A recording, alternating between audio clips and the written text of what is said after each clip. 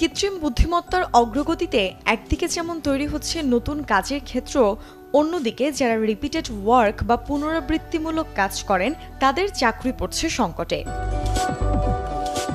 এই যেমন data entry অপারেটরের কাজ, ডকুমেন্ট থেকে তথ্য কম্পিউটারে ইনপুট দেয়া, তা এখন ওসিআর ও অটোমেশন সফটওয়্যারের মাধ্যমে সহজেই সম্পন্ন হচ্ছে। I'm a helpful AI assistant. একইভাবে টেলিমার্কেটিং এর ক্ষেত্রে ভয়েস বট এখন মানুষের কণ্ঠ অনুকরণ করে স্ক্রিপ্ট অনুযায়ী পণ্য বিক্রির কাজ করতে পারছে। Maggi Hot and Spicy Blast, Taste of the Nation. Customer সার্ভিসও চ্যাটবট এবং এআই সহায়তাপ্রাপ্ত সিস্টেম 24 ঘন্টা গ্রাহকের প্রশ্নের উত্তর দিতে সক্ষম, ফলে কমছে হিউম্যান এজেন্টের চাহিদা। বদলে যাচ্ছে ক্যাশিয়ারদের কাজও।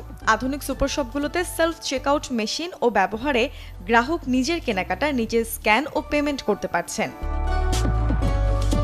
প্রুফ রিডিংয়ের কাজ, যা আগে একজন দক্ষ সম্পাদকের হাতে ছিল, তা এখন গ্রামারলি বা হেমিংওয়ের মতো সফটওয়্যার দিয়ে দ্রুত এবং নিখুঁতভাবে করা যাচ্ছে। অনলাইন কন্টেন্ট লেখাও চলে যাচ্ছে এআইয়ের দখলে। চ্যাটজিপিটি বা জেসপারের মতো টুল কয়েক মিনিটেই ব্লগ, আর্টিকেল বা বিজ্ঞাপনের লেখা তৈরি করতে পারে। ব্যাংক টেলারের কাজও মোবাইল ব্যাংকিং, এটিএম ও চ্যাটবটের মাধ্যমে ধীরে ধীরে মানুষের প্রয়োজন কমিয়ে দিচ্ছে।